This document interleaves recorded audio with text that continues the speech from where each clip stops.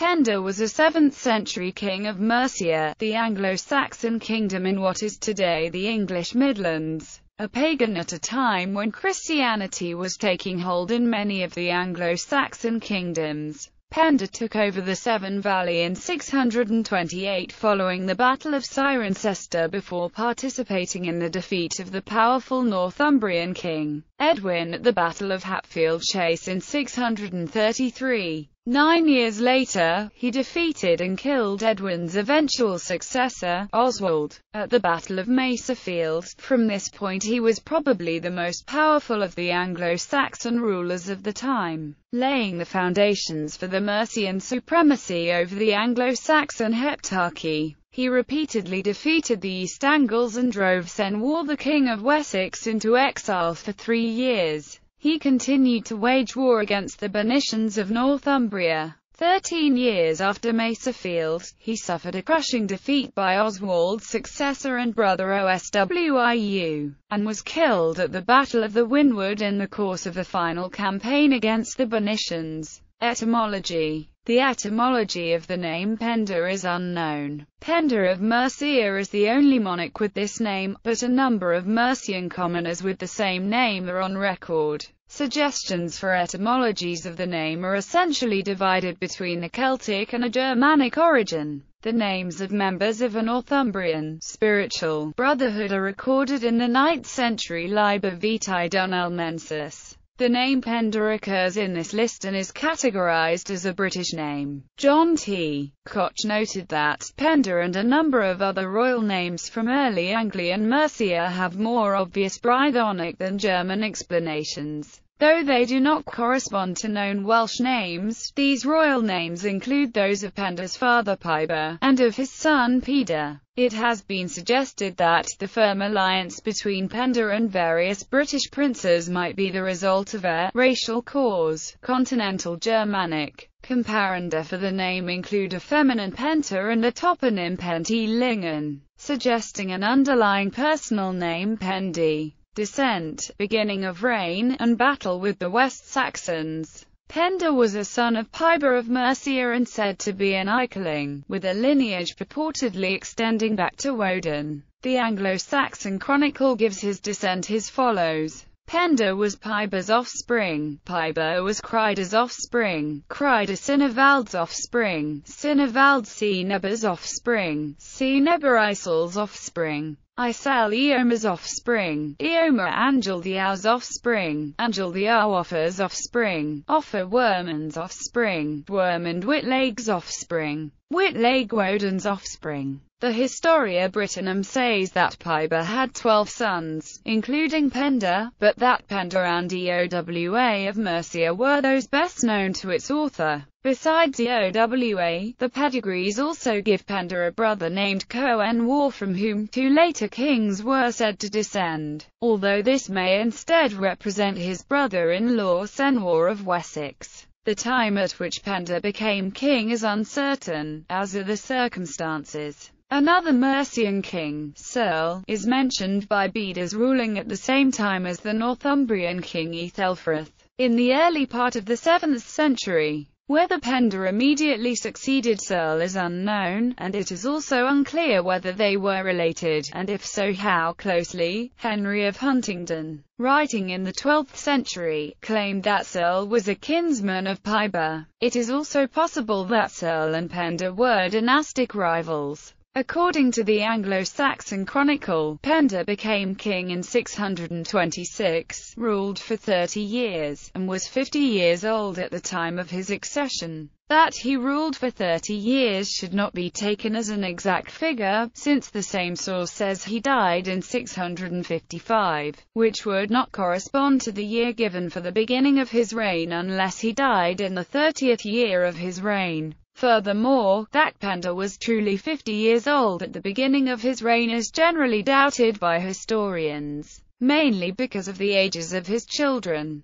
The idea that Penda, at about 80 years of age, would have left behind children who were still young has been widely considered implausible. The possibility has been suggested that the chronicle actually meant to say that Penda was 50 years old at the time of his death. and therefore about 20 in 626. Bede, in his Historia Ecclesiastica Gentis Anglorum, says of Penda that he was a most warlike man of the royal race of the Mercians, and that, following Edwin of Northumbria's defeat in 633, he ruled the Mercians for 22 years with varying fortune. The noted 20th-century historian Frank Stenton was of the opinion that the language used by Bede leaves no doubt that Penda, though descended from the royal family of the Mercians, only became their king after Edwin's defeat. The Historia Brittonum accords Penda a reign of only 10 years, perhaps dating it from the time of the Battle of Maserfield around 642, although according to the generally accepted chronology this would still be more than 10 years,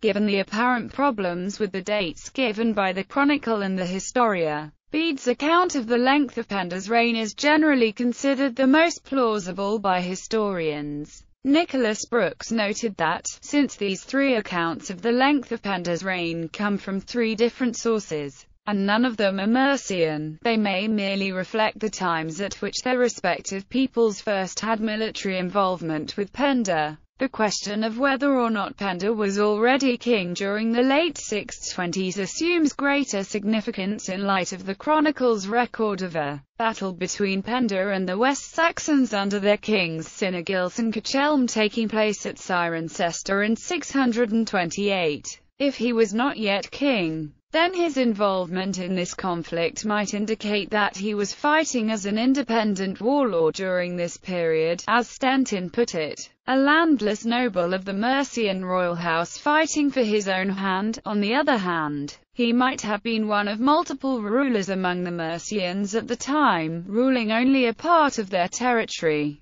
The Chronicle says that after the battle, Penda and the West Saxons came to an agreement. It has been speculated that this agreement marked a victory for Penda, ceding to him Cirencester and the areas along the lower river Severn. These lands to the southwest of Mercia had apparently been taken by the West Saxons from the Britons in 577, and the territory eventually became part of the sub-kingdom of the Hwicce. Given Penda's role in the area at this time and his apparent success there, it has been argued that the sub-kingdom of the Hwicce was established by him. Evidence to support this is lacking, although the sub-kingdom is known to have existed later in the century. Alliance with Cadwallon and the Battle of Hatfield Chase. In the late 620s or early 630s, Cadwallon ap Cadfan, the British king of Gwynedd, became involved in a war with Edwin of Northumbria, the most powerful king in Britain at the time. Cadwallon apparently was initially unsuccessful, but he joined with Penda, who was thought to have been a lesser partner in their alliance, to defeat the Northumbrians in October 633 at the Battle of Hatfield Chase.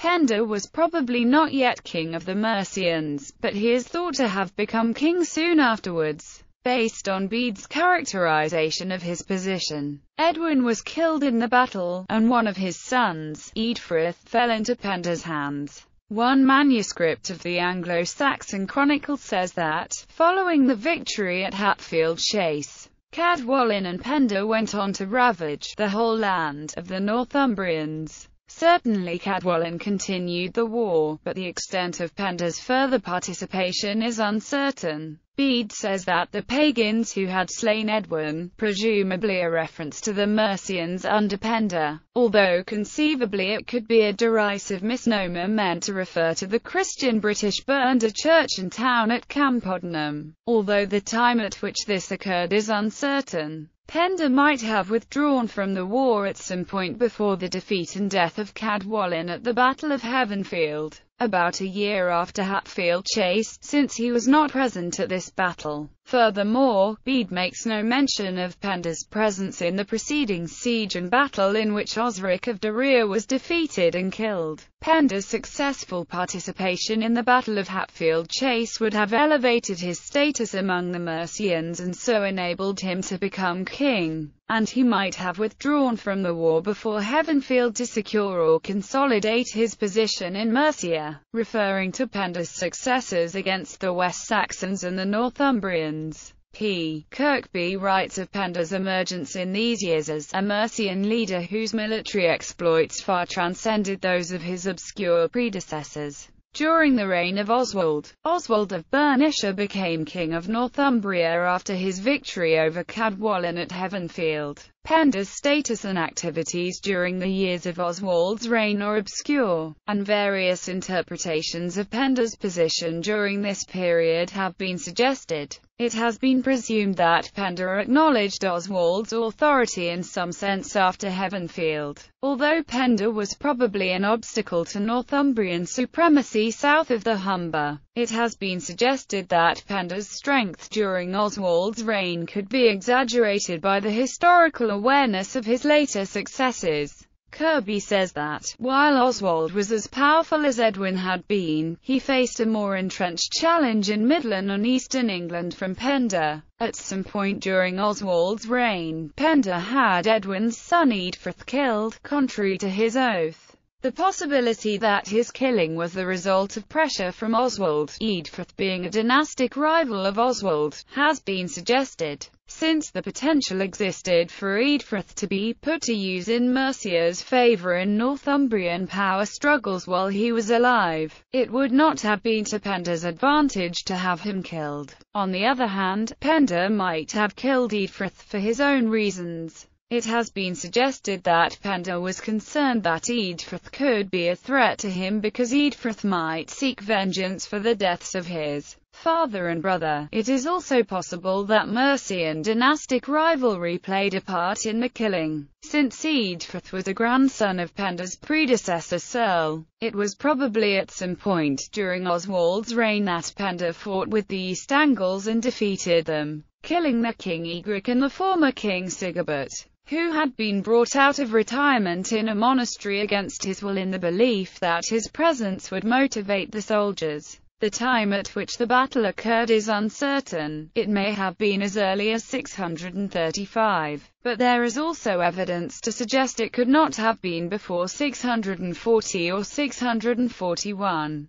Presuming that this battle took place before the Battle of Maserfield, it may have been that such an expression of Penda's ambition and emerging power made Oswald feel that Penda had to be defeated for Northumbrian dominance of southern England to be secured or consolidated. Penda's brother Eowa was also said by the Historia Brittonum and the Annales Cambria to have been a king of the Mercians at the time of Maserfield. The question of what sort of relationship of power existed between the brothers before the battle is a matter of speculation. Eowa may have simply been a sub-king under Penda, and it is also possible that Penda and Eowa ruled jointly during the 630s and early 640s. Joint kingships were not uncommon among Anglo-Saxon kingdoms of the period. They may have ruled the southern and northern Mercians respectively. That Penda ruled the southern part is a possibility suggested by his early involvement in the area of the Hwicce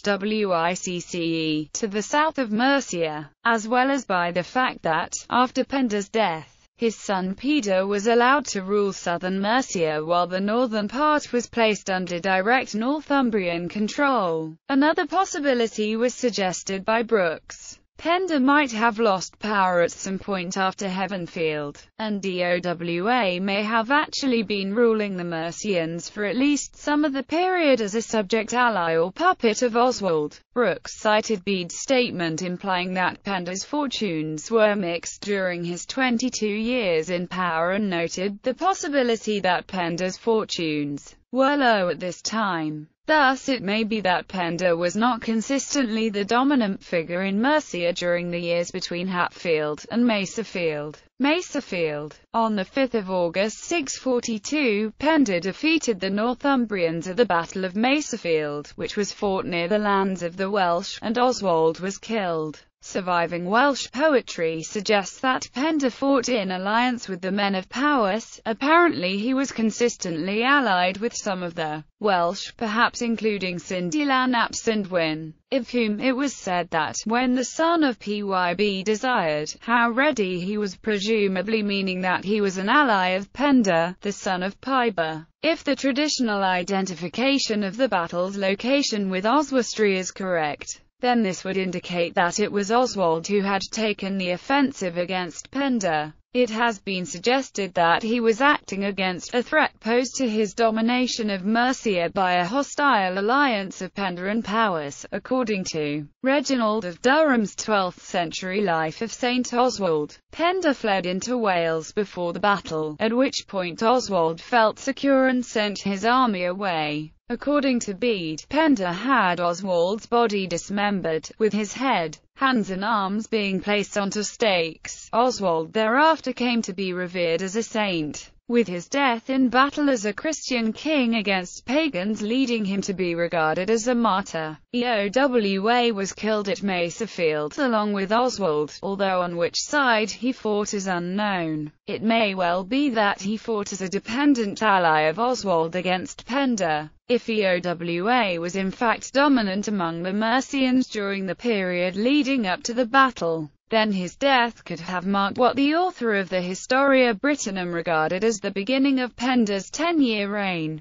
Thus it may be that Penda prevailed not only over the Northumbrians but also over his rivals among the Mercians. The Historia Brittonum may also be referring to this battle when it says that Penda first freed the Mercians from the Northumbrians. This may be an important clue to the relationship between the Mercians and the Northumbrians before and during Penda's time. There may have existed a Humbrian confederacy that included the Mercians until Penda broke free of it. On the other hand, it has been considered unlikely that this was truly the first instance of their separation. It is significant that Searle had married his daughter to Edwin during Edwin's exile, when Edwin was an enemy of the Northumbrian king Ethelfrith. It would seem that if Searle was able to do this, he was not subject to Ethelfrith, thus it may be that any subject relationship only developed after the time of this marriage. The battle left Penda with a degree of power unprecedented for a Mercian king. Kirkby called him, without question, the most powerful Mercian ruler so far to have emerged in the Midlands, after Maserfield, and the prestige and status associated with defeating the powerful Oswald must have been very